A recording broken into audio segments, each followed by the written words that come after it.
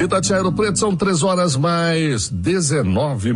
Uma excelente, uma ótima tarde para você. E a partir de agora, no ar, na quarta-feira, também o Itatiaia Entrevista.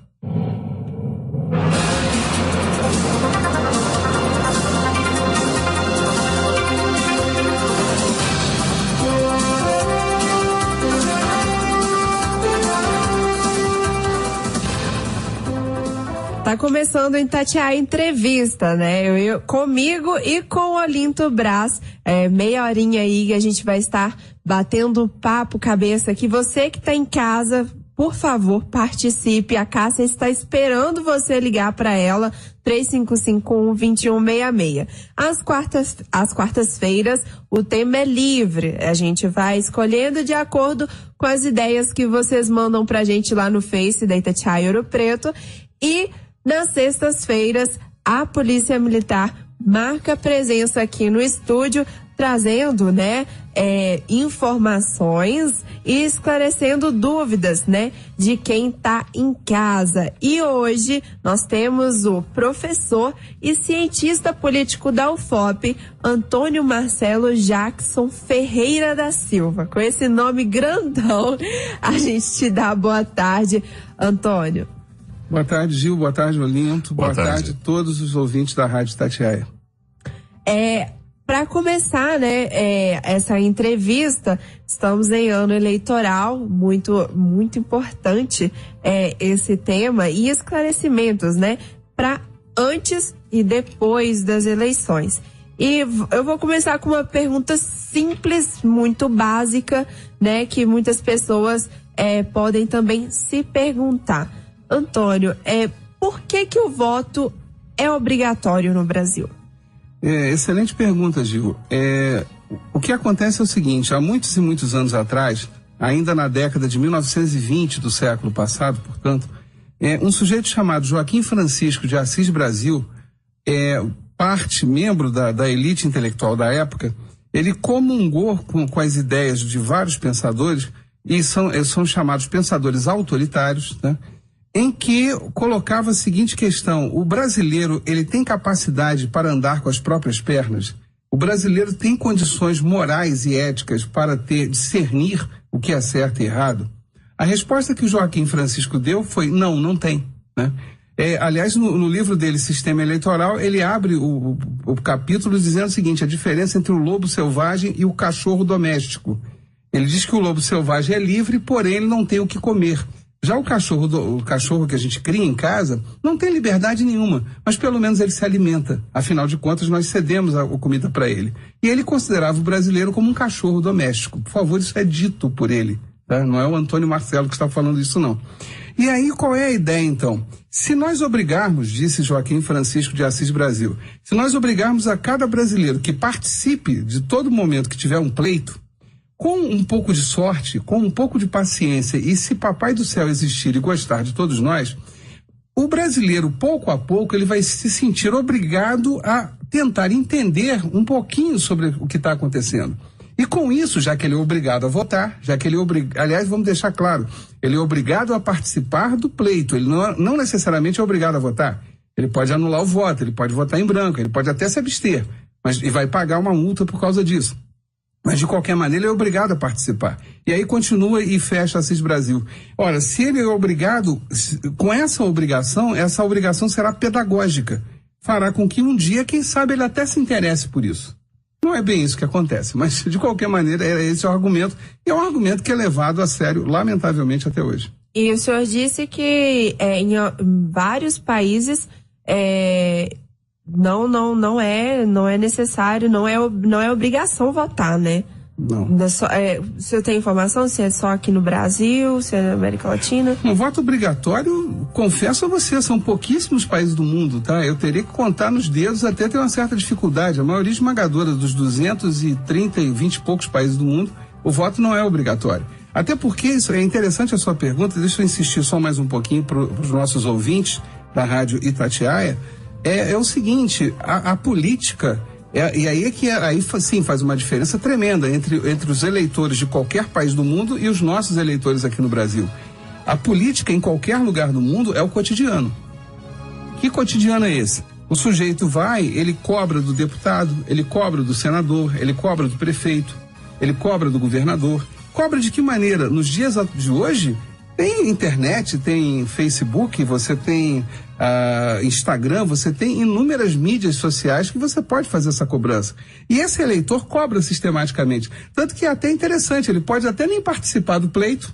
Ele não vai votar, porque votar é o que menos importa. O que interessa é o seguinte, olha, o sujeito chegou no poder para administrar, se for o poder executivo, ou chegou no poder para legislar, deputados, senadores, etc., ele vai, chegando lá, eu vou cobrar dele. Então, mesmo que eu não participe do pleito, eu vou continuar vivendo a política. Aqui no Brasil, lamentavelmente, acontece o contrário.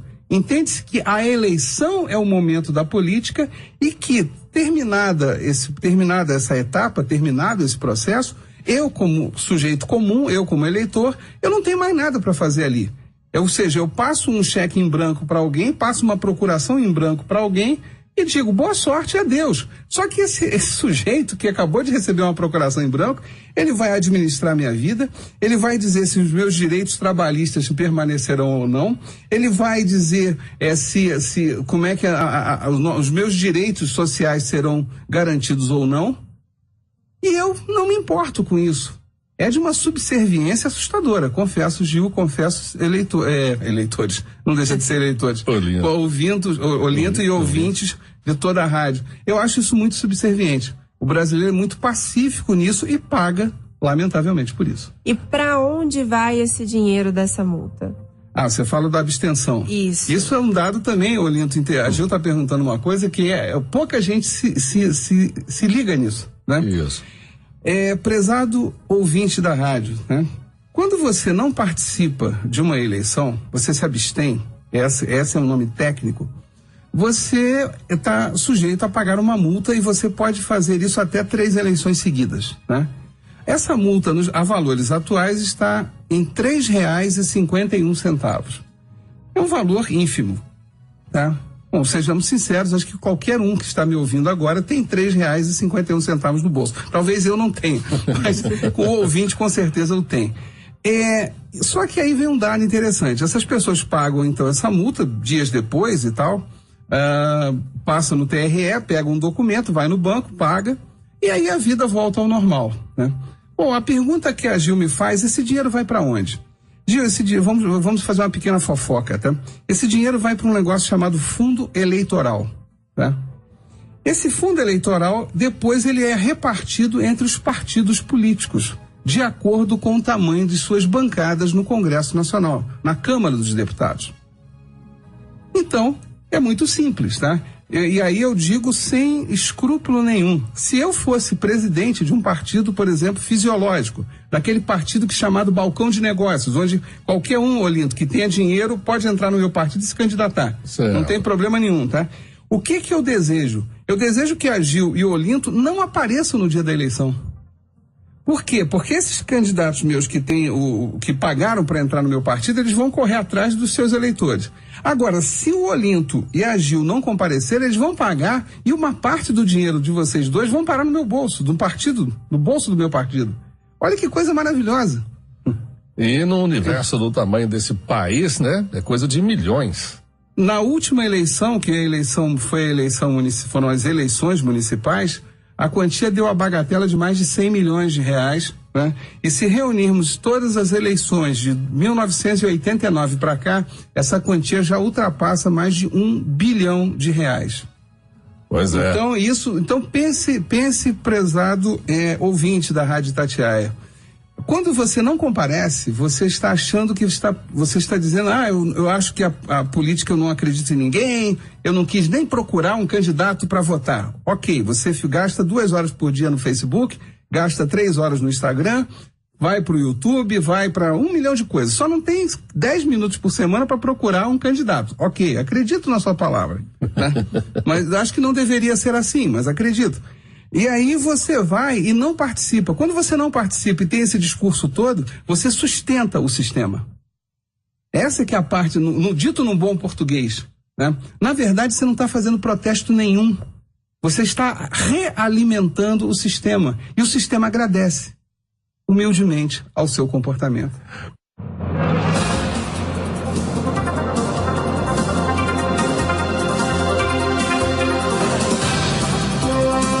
Voltamos com a Itatiaia Entrevista, trazendo uma informação, Olinto. Tá circulando pelas redes sociais, alguns comerciantes estão assustados sobre assaltantes na cidade, né? Tá correndo aí uma informação que o SJ foi assaltado. O carro que foi abandonado na rua São José, ele tinha 4 indivíduos. Um deles já foi preso. Eles não cometeram nenhum assalto, mas o carro ele é clonado.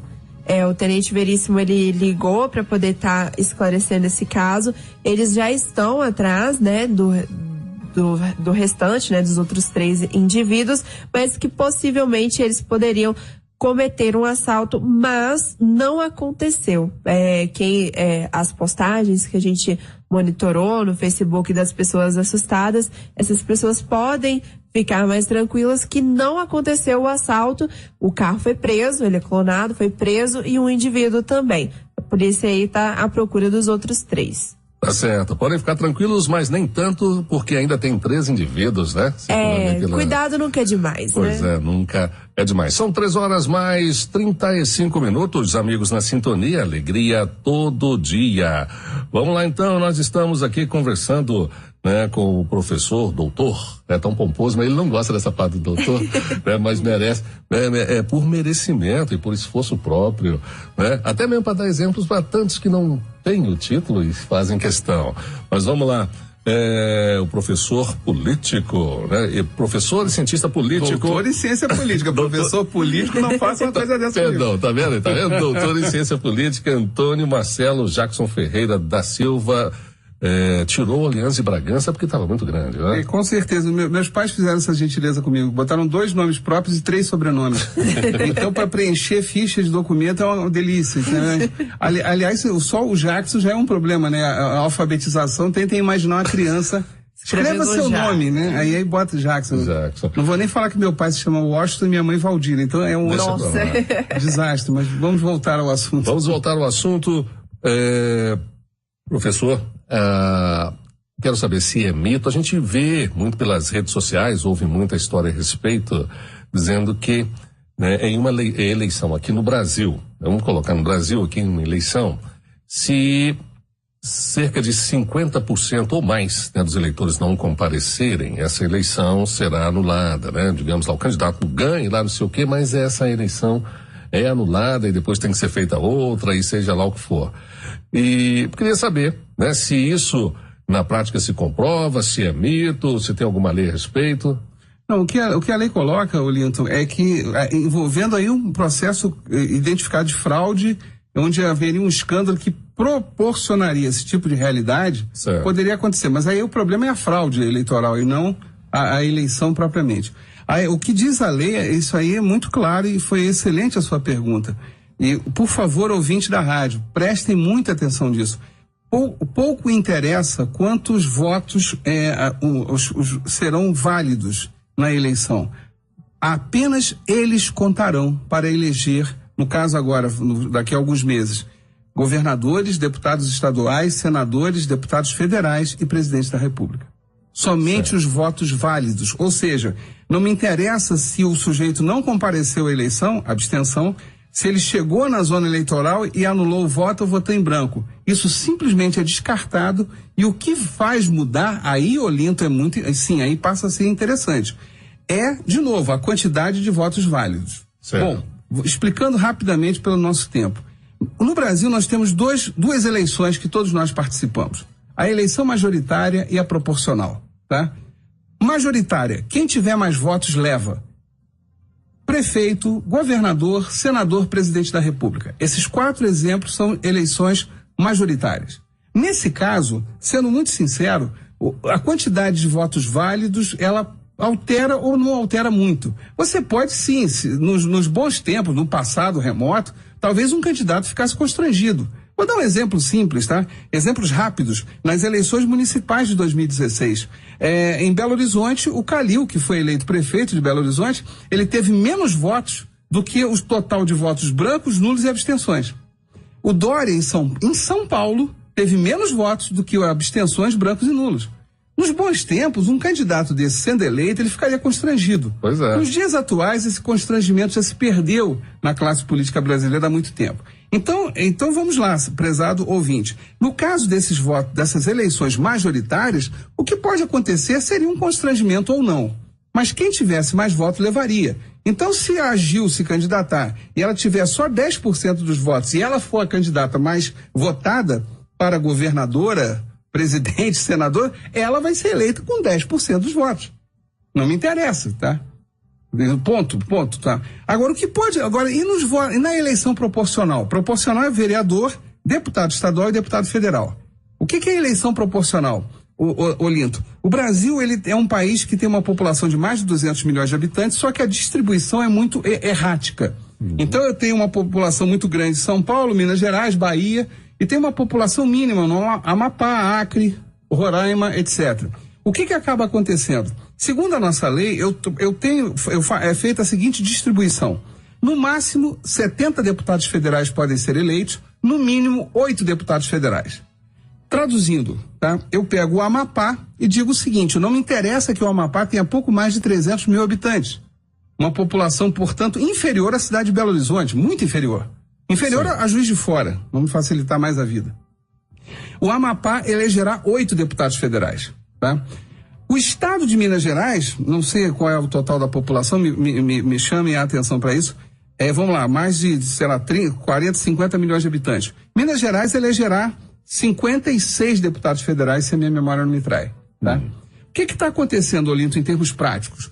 Para eu eleger um deputado federal em Minas Gerais, eu preciso de aproximadamente 230 mil votos. Tá? Para eleger um deputado federal no Amapá, eu vou precisar de pouco mais de 20, 30 mil votos. Então, isso é eleição proporcional. Né? Então, na hora em que na hora que eu deixo de votar para deputado federal ou deputado estadual, e vereador, mas não entra na nossa conversa para a eleição de 2018, eu altero a quantidade de votos válidos e altero a quantidade de votos necessários para eleger um deputado estadual ou um deputado federal. Não sei se você está acompanhando o meu raciocínio. Se no caso, né, quanto menos pessoas votar, menos votos vão precisar para eleger. Para eleger um deputado federal ou um deputado estadual. E aí o que acaba acontecendo? Na hora de se distribuir isso, pode sim, e já aconteceu na história política do Brasil, uma pessoa ser eleita por apenas um voto a mais do necessário ou perder a eleição por um voto, tá? Isso já aconteceu. É muito pouco provável que isso aconteça para a eleição de um prefeito, governador, presidente. Agora, para deputado federal, há um caso clássico no estado do Rio de Janeiro. Isso foi nos anos 90, nenhum de vocês aqui era nascido, mas foi um deputado federal chamado Álvaro Vale, ele já faleceu. A última vez que ele se candidatou, ele não foi eleito por um voto, né? Então, quer dizer, é interessante isso, essa parte aí é curiosa, tá? Então vamos de novo. Quando você, ouvinte, for participar da eleição, na parte ligada a presidente, governador, senador e prefeito, sendo muito sincero, se você votar ou não, é praticamente indiferente. Porque nesses casos, quem tiver mais leva. Certo. Agora, para vereador, deputado estadual e federal, perdão, a conta fica engraçada. Porque se você participa, o número de votos necessários aumenta. Então a disputa fica até qualitativamente melhor. Se você não participa, o número de votos necessários diminui, tá? E aí a qualidade também dessa eleição também diminui, tá? Acho que um exemplo bom que o senhor pode citar para poder simplificar para o ouvinte seria aquele que o senhor me falou da deputada que foi deputada federal com 200 votos. Ah, sim, isso aconteceu há alguns anos atrás no estado de São Paulo. Olinto, é o que a Ju está chamando a atenção. É o seguinte, alguns ouvintes vão lembrar daquele sujeito bem folclórico chamado Enéas, né? O doutor Enéas, meu nome é Enéas e tal. Pois é, o Enéas foi candidato a presidente algumas vezes, não chegou a chegar nem perto de ter chance, e aí um belo dia, perdão, ele resolveu se candidatar a deputado federal. E aí no caso é o seguinte, aí vocês entenderam o tamanho da encrenca, o que eu comentei com a Gil fora do ar. O Enéas, ele teve 1,5 milhão de votos, se a minha memória não me trai. Na época, para se eleger candidato federal por São Paulo, eu acho que era 220 ou 240, não me recordo mais dos tantos mil votos que precisava. O que aconteceu? E como é que é feita a conta, e essa conta é válida até hoje? O Enéas foi eleito. Bom, ele teve 1,5 milhão, eu tiro lá 200 e poucos mil votos, que é a quantidade de votos necessários para ele ser eleito. Certo. Bom, o que eu faço com o resto dos votos? Tá? Se fosse uma coligação partidária, seria distribuído entre o partido dele e os demais, mas ele não fez coligação nenhuma. Então o PRONA, que era o partido dele, Partido da Renovação da Ordem Nacional, esse partido não existe mais, ele passou a distribuir votos para os seus próprios candidatos. Então, além do Enéas, foram eleitos mais 5 candidatos com ele, tá? O que a Gil chamou a atenção, porque eu comentei com ela antes de entrarmos pro ar, é que o último a ser eleito foi uma candidata, uma mulher lá do PRONA, e ela tinha tido, ela própria, 200 votos, tá? Só que com as sobras dos votos do Enéas, ela foi eleita deputada federal, tá? E dentro do partido ali, ela foi uma das 5 mais votadas. Por isso que ela foi? Sim, exato. Como era só o PRONA sem coligação nenhuma, quais foram os 5 mais votados? Enéas, Fulano, Beltrano, Cicano e a Mariazinha. Mas só que a 6ª mais votada, quer dizer, é o Enéas mais 5, né? Uhum. Ela teve só 200 votos. Tá? Foi a família dela e mais alguns amigos. E, no entanto, graças ao nosso sistema proposto de votos e tal, e de distribuição de votos e tal, ela foi eleita, né? O pior, às vezes acontece, e aí me perdoe se a explicação não ficar precisa, é quando há uma coligação partidária. Vamos supor, Olinto, que eu, você e Gil, cada um seja de um partido, né? E aí nós 3 nossos partidos formam uma coligação, partido A, B e C, tá? Vamos supor que para eleger um deputado federal precise de 200 mil votos, tá? Sim. E aí o que acontece? A nossa coligação aqui teve 400 mil votos, tá? O que vai acontecer com a nossa coligação? A coligação da Gil, do Olinto e do Antônio Marcelo. Vão eleger 2 deputados. Mas aí somos 3. Quais 2 aqui serão eleitos, tá? A Gil, ela precisava de 200 mil, o Olinto 200 e o Antônio Marcelo 200 mil votos. Mas nenhum dos 3 teve 200 mil votos. A Gil teve 60 mil votos, o Antônio Marcelo teve 50 mil e o Olinto 90 mil, tá?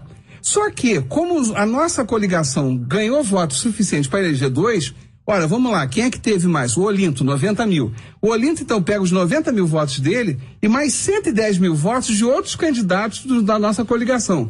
Soma-se a isso e o Olinto é eleito, tá? Certo. Aí depois a Gil teve 60 e o Antônio Marcelo 50 mil votos, né? Novamente, a Gil está em segundo, então a Gil vai ter 60 mil, mas ela vai precisar de mais 140 mil votos. Então ela vai pegar os votos, inclusive do Antônio Marcelo, vai somar os votos dela e vai ser eleita. É assim que é a nossa lei eleitoral, né? Então, muitas vezes eu voto no João da Praça e ele vai para Maria da Esquina. Exatamente, né? E o senhor falou sobre, a gente conversou sobre algumas noções básicas, né? Antes da eleição, né? Antes de começar a eleição, o que o nosso ouvinte ele precisa saber para ele votar mais consciente, né? Pois é, e ele vai responder já depois dos comerciais. São 13h47, vai ser rapidinho, eu prometo.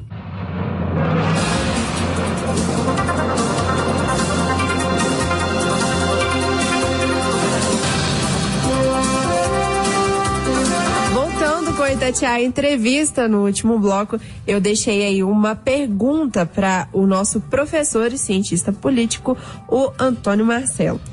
A pergunta é o seguinte: noções básicas antes da eleição, já que nossa educação peca muito sobre ensino, né, sobre a política. Nós temos ensino religioso, mas não temos ensino político na escola, né? Infelizmente. Mas isso eu acredito que um dia mude. Então, por exemplo, eu tive uma aula com o professor antes de entrar no ar. E espero que quem está em casa também esteja tendo essa aula também. Noções antes de votar, professor. Primeiro, excelente pergunta, Gil. Prezado ouvinte, vamos ter primeiro o entendimento para quem que a gente está votando, né?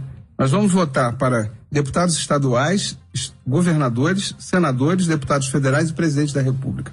Começar rápido, vamos tentar colocar rápido. Governador me parece um pouco óbvio, né? E presidente da República. Eu quero acreditar que as pessoas tenham minimamente a ideia que o governador vai administrar o Estado e o presidente da República administrará o país. O deputado estadual e o deputado federal e o senador são cargos do legislativo. E aí vamos deixar claríssimo aqui, essa, Gil, é a primeira preocupação que o eleitor deve ter, tá? Cargos no legislativo, Gil, Olinto, todos os ouvintes da rádio, serve para legislar, produzir leis. Então, se eu tenho um candidato que diz que eu, Antônio Marcelo, me candidato, se votar em mim, a ponte será construída. Sinceramente, não votem no Antônio Marcelo. Porque deputado não tem como papel construir ponte, né? Se ele construir a ponte, Gil, o que vai acontecer vai ser o seguinte: vamos supor que ele seja um deputado estadual, tá? E aí ele se candidata com essa bandeira. Precisamos construir uma ponte que vai ligar os bairros. Eu prometo que eu sou um deputado eleito aqui pela região de Ouro Preto e afins. Faremos uma ponte que vai sair daqui da Bauxita e vai sair direto ali na rodovia indo para Mariana, tá? Sem precisar dessa volta toda. Ele é construtor. Hã? Ele é construtor. Não, calma. Não, é pior do que isso, tá? Ele, como deputado estadual, ele não tem esse poder, tá? Mas como é que ele vai fazer, então? Só se ele começar a negociar com o governador. Porque para construir ponte é o governador quem faz, tá? Bom, se ele está negociando com o governador, que negociação foi essa?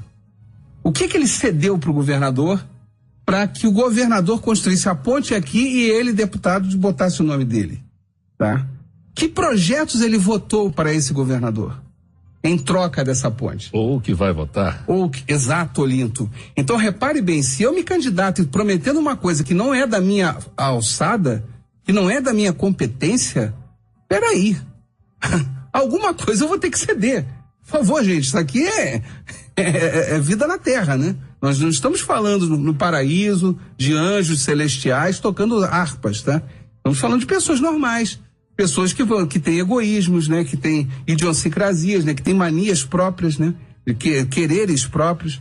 Então, se você olha, meu papel é produzir leis para o estado de Minas Gerais. E eu digo que se você votar em mim, eu vou construir uma ponte, tá tudo errado. Quem tá errado é você, eleitor.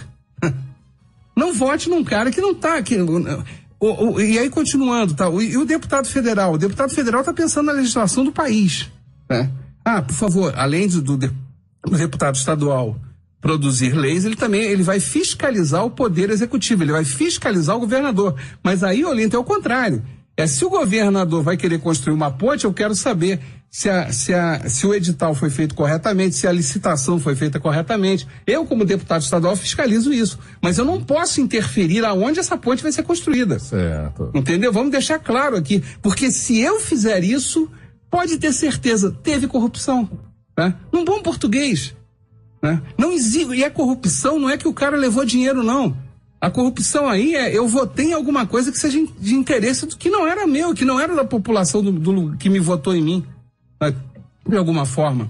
Então, eu, deputado estadual, estou preocupado então com Minas. O deputado federal, preocupado com o Brasil. Tecnicamente, Gil, nada impede que um deputado federal de Minas vote uma lei que vá afetar a população do Piauí. Não há problema nisso, não é falta de ética não, tá? Mas porque esse deputado tem que estar pensando no Brasil. Como o cara do Rio de Janeiro, de repente, vai votar alguma coisa ligada a Minas Gerais. Isso não há problema, mas desde que sejam leis, desde que envolvam situações ligadas à produção legislativa, né? E, de novo, a fiscalização do poder executivo.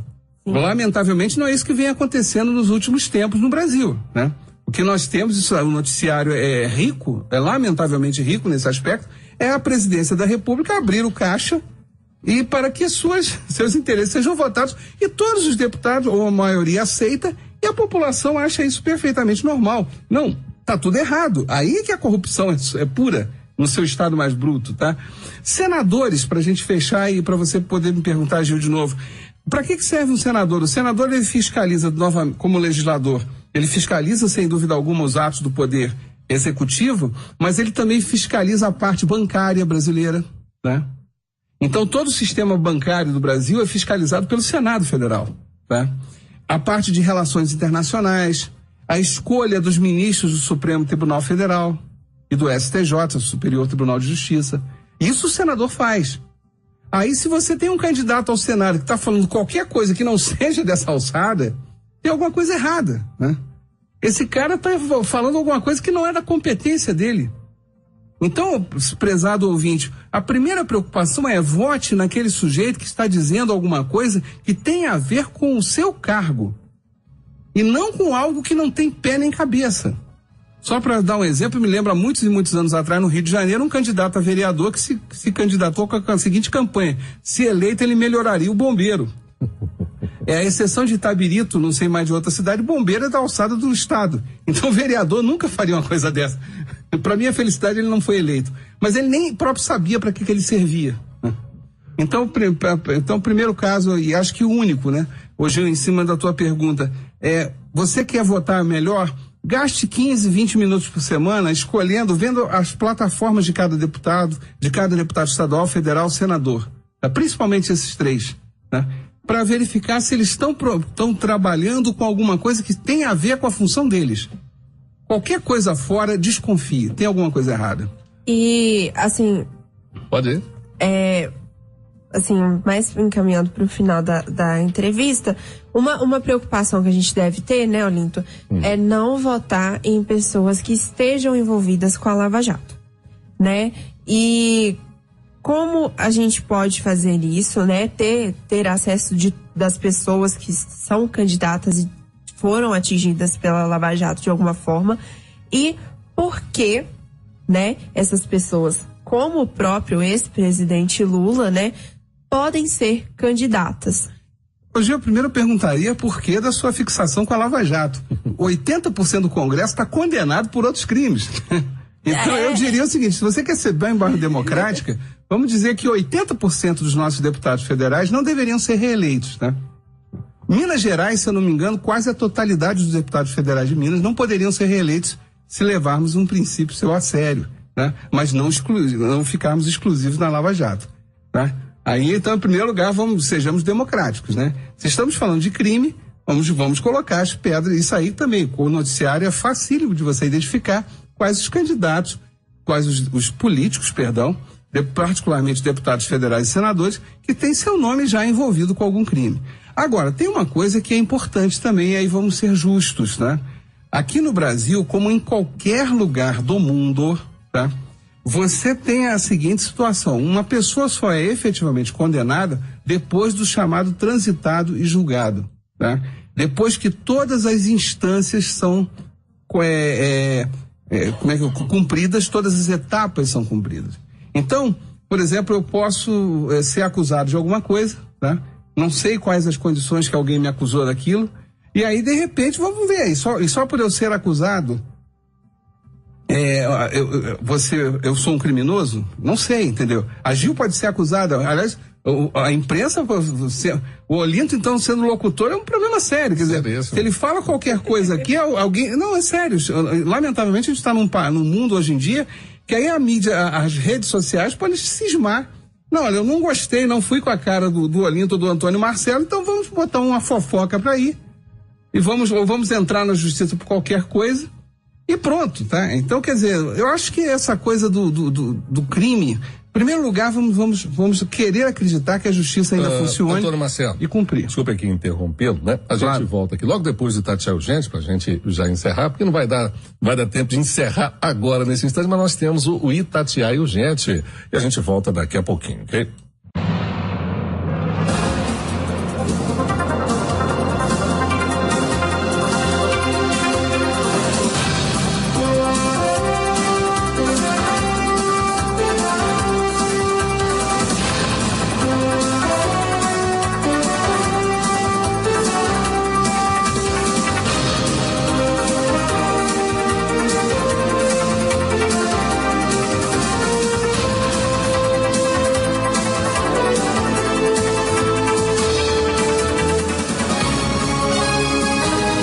Itatiaia, Ouro Preto, são 4:09, 4:09.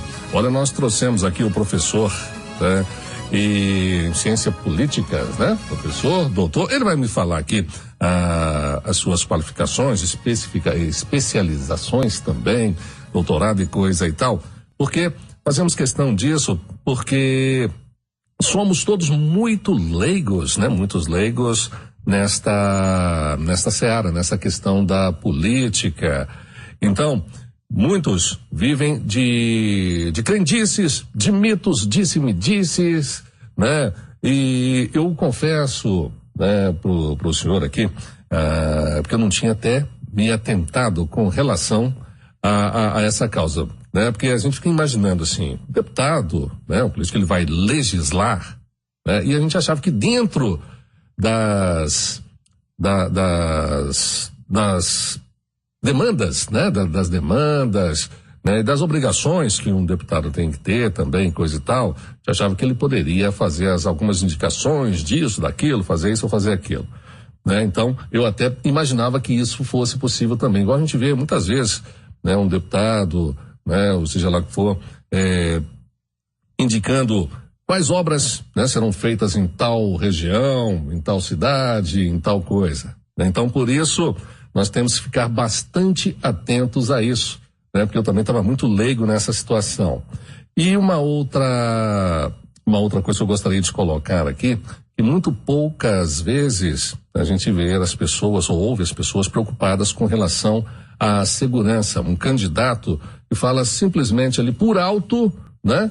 De aparelhar melhor a polícia, de fazer isso ou fazer aquilo, mas nenhuma lei, né? Que possa endurecer mais, né, com algum tipo de crime que seja cometido, né? Então, muito poucas vezes a gente vê isso.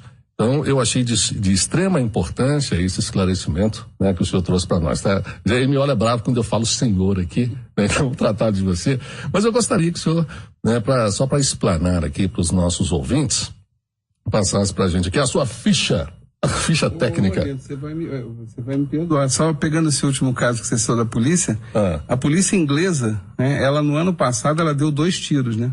Isso. E, no entanto, a quantidade de prisões... Não, exato. Primeiro que ela nem é armada. Segundo, mas não, as pessoas também... É um engano, quer dizer, ela até tem armas, mas o policial do cotidiano não. Mas uma parte dela, sim, usa armas, é claro.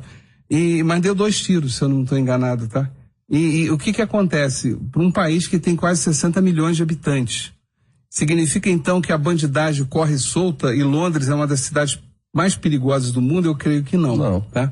Então, não é um problema de aparelhar a polícia. Eu estou com aqueles que, eu não sou especialista em segurança pública, mas eu estou com aqueles que defendem com a ideia da inteligência, né? Não, o que eu disse, de repente você não entendeu, eu falei de candidatos, né, que muitos falam nisso, em aparelhar. E eu estava dizendo assim, de gerarem leis. Tá, que poderia até melhorar essa situação. Ok. Mas até porque isso é um papel, no caso específico, do governador de estado. Isso. Ainda tem essa, não é papel do prefeito nem do presidente da República. Quando se fala em policiamento, tá? Certo. Então, isso vamos tirar o policiamento. Mas por favor, eu só estou colocando, não é para criar polêmica nem desmentir você, não. Entendi perfeitamente o que você quis dizer, mas eu pensar, vamos botar até mesmo que um deputado quisesse criar leis mais duras de punição. Aliás, isso aqui é um problema no Brasil mesmo, verdade seja dita. Existem aqui no Brasil, a quantidade de leis é tamanha, todavia um grande filósofo da política do século XVII, Thomas Hobbes, dizia o seguinte: as leis sem a espada não têm valor nenhum. Ou seja, se eu não tiver uma lei e não tiver uma forma de obrigar o cumprimento dessa lei, não resolve nada, né? Então não adianta ter a lei, né? Por exemplo, falando de eleição, citando rapidamente, a lei no Brasil diz que os partidos devem ter pelo menos 30% dos candidatas mulheres, tá? Agora também não há punição rigorosa nenhuma para partido nenhum. Agora até a coisa arrochou um pouquinho, tá? Mas até pouco tempo atrás essa lei já existia, mas não existia punição nenhuma, né? E se o partido não apresentar 30% de mulheres? Também não tem problema não. Bom, então é só uma lei para inglês ver, né? Aproveitando isso, certo. E aí você me pergunta a formação. Eu sou graduado em História pela Universidade do Estado do Rio de Janeiro. Eu sou carioca, nasci na cidade do Rio. Deixa eu deixar bem claro que eu não perguntei a formação. Eu pedi para que o senhor fale para os nossos ouvintes, né? Saber com quem nós estamos falando. É uma pessoa totalmente capacitada, né? Para essa informação que nós estamos passando aqui na Itatiaia do Preto, e merece todo o nosso o nosso respeito e que tudo que o senhor está dizendo aqui não é da boca para fora, não é tirado da pedra, né? É embasado no seu conhecimento. Bom, então sou graduado em História e fiz o meu mestrado e depois o doutorado em Ciência Política pelo antigo Instituto Universitário de Pesquisa do Rio de Janeiro.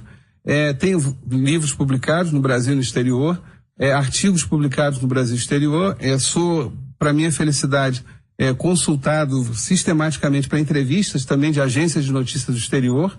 Há poucos dias atrás concedi uma entrevista para a Voz da América, dos Estados Unidos, agências russas, BBC de Londres já me entrevistou, enfim. Então, a China. Então, e para isso, o Olinto e todos os demais, a minha preocupação é estar sempre me informando, né? O Gil e todos que me ouvem, o papel do professor é aquele que estuda sempre, né? E aí eu me sinto obrigado a estudar. Até não só por dar aula, mas também porque vira e mexe acaba acontecendo eu ter que conceder uma entrevista. Então só por isso eu faço. Então, Olinto, por isso eu estudo sempre, mas estudo porque é obrigação da minha profissão, né? E também pelo prazer que o senhor tem nessa. Claro, tem um prazer, né, evidente. Então, é por isso, né, que a gente está dizendo aos nossos ouvintes, né? Várias outras vezes, tenho certeza que vamos contar com o senhor aqui. Espero pelo menos umas 2 ou 3 vezes antes das eleições. São muitas coisas, né? É muito complexo, ainda mais que não se restringe só ao municipal, né? O vereador e o prefeito. Mas a gente está falando de pessoas que vão, né?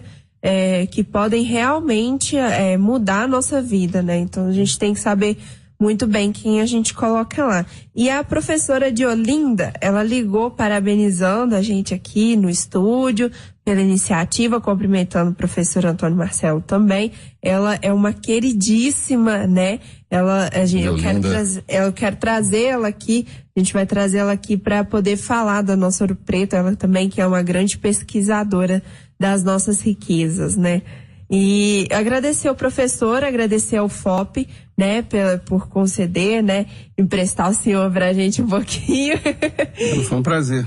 E a gente marca mais próximo, né, no próximo mês, vamos falar mais sobre isso, né? É o nosso papel, né, a gente que trabalha com a comunicação também, de estar informando, né, e tentando, né, trazer uma utilidade pública, né, um conteúdo melhor para os nossos ouvintes, né, Olinto? Bacana. E para deixar para a próxima entrevista, professor, eu lhe fiz uma pergunta antes aqui, mas não deu tempo da gente fazer no ar. Em quantos países são utilizadas a urna eletrônica? Isso vai ser pro próximo, né? Assim que você ficou doido para falar aqui. E quais vantagens tem, né, os países que usam as urnas eletrônicas, prós e contras, tá certo? Vai ficar para a próxima, vai ficar com essa daí. Fique à vontade. Foi uma grande honra, um prazer, muito obrigado recebê-lo aqui. Eu é que agradeço, espero ter sido útil a todos os ouvintes da rádio. Eu agradeço mais uma vez.